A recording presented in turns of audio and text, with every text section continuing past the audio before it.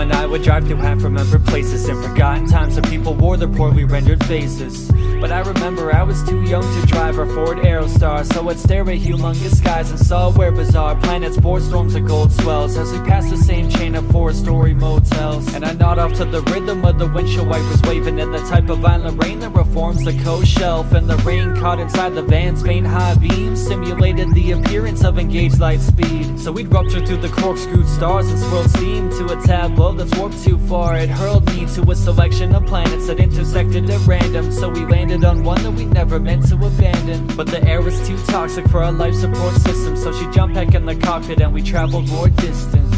Where the street light bulbs are bright stars, event horizon highways where life bars. Through science fiction, doorways where time starts in the past, no matter how long the drives are.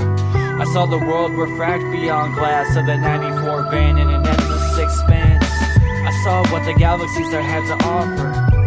It's the ballad of the planet hoppers. Where the street light bulbs are bright stars, event horizon highways where life bars. Through science fiction, doorways where time starts in the past, no matter how long the drives are. I saw the world refract beyond glass of the 94 van in an endless expanse. I saw what the galaxies there had to offer.